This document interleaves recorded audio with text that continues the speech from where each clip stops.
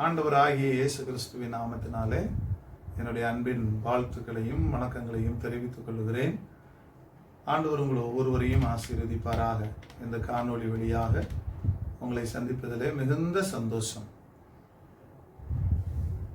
இந்தியாவிலே ஒரு முறை கூட இயேசுவை அறியாத கோடிக்கணக்கான மக்கள் இருளுக்குள்ள இருக்கிறார்கள். இந்த மக்கள் மத்தியிலே ஆண்டவர் தந்த வழிநடத்துதலின்படி உலகின் ஒளி மிஷினரி இயக்கம் முன்னோடி மிஷினரிகளை பணிக்களங்களுக்குள் அனுப்பி ஊழியங்களை செய்து வருகிறோம். இந்த ஊழியத்திற்காக ஜெபிக்கிறவர்கள் நீங்கள் எங்களோடு கூட தொடர்பு கொள்ளும்படி உங்களை அன்போடு கூட கேட்கிறோம். ஒருவேளை ஊழிய அழைப்புள்ளவர்களும் நீங்கள் எங்களோடு கூட தொடர்பு கொள்ளும்படியாக உங்களை அன்போடு கூட அழைக்கிறோம். ஒரே ஒரு வாழ்க்கை, அதை நாம் இயேசுவுக்காக செலவிடுவோம். நம் தலைமுறை இயேசுவை அறியட்டும். ஆண்டவர் உங்களை ஆசீர்வதிக்கட்டும். இந்த நல்ல நாளிலே ஆண்டவர் நமக்கு தருகிற ஒரு வார்த்தையை சில நிமிடங்கள் தியானிக்க போகிறோம். நாம் அநேக இடங்களிலே இந்த வார்த்தைகளை கேட்டிருப்போம்.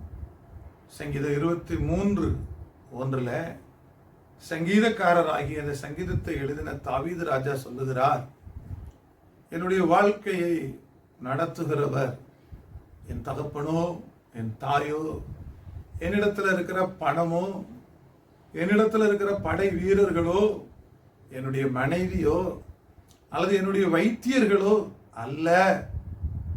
என்னுடைய நம்பிக்கை, நான் சார்ந்திருக்கிறது எனக்கு எல்லாமே என்று அவர் எழுதி வைத்திருக்கிறார். அருமையாக, கர்த்தர் என் மேய்ப்பராய் இருக்கிறார். ஒரு அருமையான ஒரு வார்த்தையை பாருங்கள். ஒரு தேசத்தை ஆளக்கூடிய ஒரு ராஜா, எத்தனையோ லட்சக்கணக்கான ஜனங்களுக்கு தலைவன், அவருக்கு கீழே எத்தனையோ படை வீரர்கள், எவ்வளவோ மேன்மைகள் இருந்தும் அவர் சொல்லுகிறார், கர்த்தர் என் மேய்ப்பராய் இருக்கிறார். எவ்வளவு ஒரு தாழ்மையான அல்லது ஒரு விசுவாசமான மேன்மையான ஒரு வார்த்தை பாருங்க. இன்னைக்கு மனுஷன் உலகத்துல ஒரு சின்ன காரியம் வந்த உடனே அவருடைய நம்பிக்கையெல்லாம் மாறி போய் விடுகிறது. ஆனா தாவீது ராஜா சொல்லுகிறார், என்னுடைய வாழ்க்கையில என்னை நடத்துகிறது கர்த்தர் ஒருவரே. ஆம் பிரியமானவர்களே, தாவீது ராஜாவுடைய வாழ்க்கையை நாம் சற்று கவனித்து பார்த்தால் ஆச்சரியமாய் இருக்கும். ஆடுகளை மேய்த்து கொண்டிருந்த ஒரு சிறுவன், அந்த குடும்பத்திலே கடைசி பையன். நம்ம ஊர்ல சொல்லுவாங்க, கடைசி பிள்ளை வீட்டுக்கெல்லாம் செல்ல பிள்ளை எடுப்பார், கைப்பிள்ளை செல்ல பிள்ளைம்பார். ஆனா தாவீது ராஜா பிறந்த போது அந்த வீட்டில் அவனை ஒருத்தரும் மதிக்கலன்னு நினைக்கிறேன். அண்ணன்மாரெல்லாம் பட்டாளத்தில் வேலை செய்யறாங்க. அவங்க வீட்டில் தேசத்தில் இருக்கிற ஒரு பெரிய தேவ மனிதன் வருகிறார். வீடெல்லாம் திருவிழா காணும். ஆடு அடித்திருக்கிறார்கள், மாட்டை அடித்திருக்கிறார்கள்.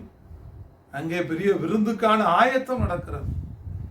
தேவ மனுஷனும் அங்கே வந்திருக்கிறார். ஆனால் இந்த சின்ன தாவீது தன் தகப்பனால ஆடு மேய்க்க அனுப்பப்பட்டிருக்கிறார்.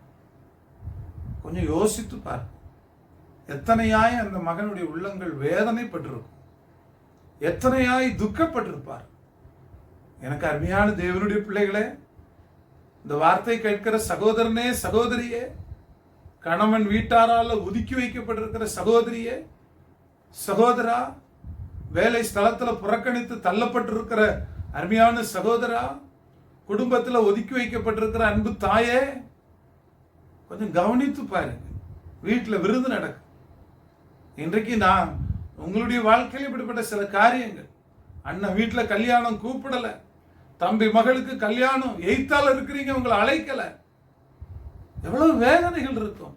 பெற்ற பிள்ளைகள் வீட்டுல விருந்து வைபவங்கள், பெற்றோர்களை ஒதுக்கி வைக்கிற எத்தனை பிள்ளைகள் சொல்லுகிறார்கள், கர்த்தர் என்னை ஆசீர்வதித்திருக்கிறார் என்று.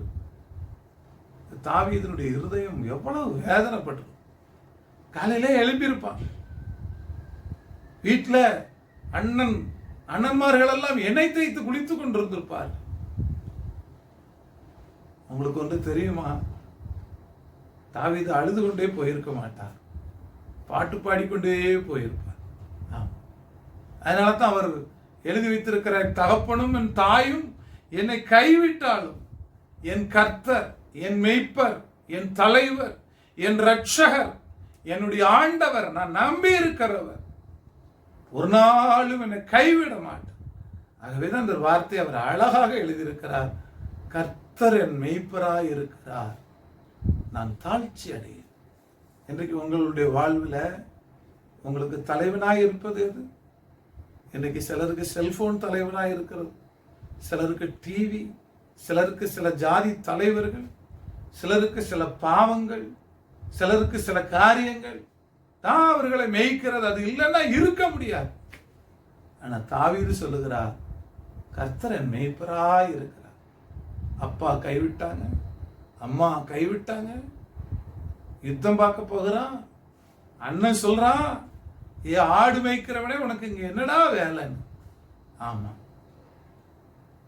ஆமா, ஆண்டவர் அவனுக்கு மெய்ப்பராய் இருந்தார். அவனுடைய வாழ்வில் ஒரு குறை இல்லை. யுத்த களத்துல போய் யுத்தம் பண்ண தாவீதினுடைய அண்ணன்மார் வாழ்வெல்லாம் யுத்த வீரர்களாகத்தான் இருந்தார்கள். ஆனா தாவீது அந்த தேசத்திற்கு அதிபதியாய் மாறி போனான். அருமையான தேவனுடைய பிள்ளைகளே, இன்றைக்கு வாழ்க்கையில நீங்க எதை சார்ந்து இருக்கிறீர்கள்? கர்த்தரை சார்ந்து கொள்ளுங்கள், கர்த்தரை சார்ந்து கொள்ளுங்கள். நீங்கள் படித்திருக்கலாம், நல்ல வேலையில் இருக்கலாம், நல்ல கம்பெனி வைத்திருக்கலாம், நல்ல உயர்ந்த ஸ்தானத்தில் இருக்கலாம், கோடி கோடியாய் பணம் இருக்கலாம், சரீரத்தில் நல்ல பலன் இருக்கலாம். அது ஒன்றும் நமக்கு நிரந்தரம் இல்லை. கர்த்தர் ஒருவரே நமக்கு நிரந்தரமானவர். தாவீதினுடைய வாழ்க்கையை நாம் கவனித்து பாருங்கள். ஒரு நாள் கூட அவருக்கு குறை வந்ததே இல்லை, குறை வந்ததே இல்லை. ஏனென்றால் ஆண்டவரை அவர் தனக்கு மெய்ப்பராக ஏற்றுக்கொண்டார். நீங்கள் உங்களுடைய வாழ்வில் இருக்கிற மற்ற எல்லாவற்றையும் தள்ளிவிட்டு என்றால் பணத்தை அள்ளி தூர போட சொல்லுவது. உங்களுடைய நம்பிக்கை ஆண்டவர் மேல வை. வேலைக்கு மேல இல்லை, முதலாளி மேல இல்லை, கணவன் மேல இல்லை, மனைவி மேல, பிள்ளைகள் மேல இல்லை, பெற்றோர்கள் மேல. ஆண்டவர் உங்கள் வாழ்வில் மெய்ப்பராய் ஒப்பு கொடுத்துருங்க. அவர் அழகாக நடத்துவார். உங்களுடைய வாழ்க்கையில ஒரு குறை இருக்காது. தாவீதுக்கு ஒரு குறை இல்லை.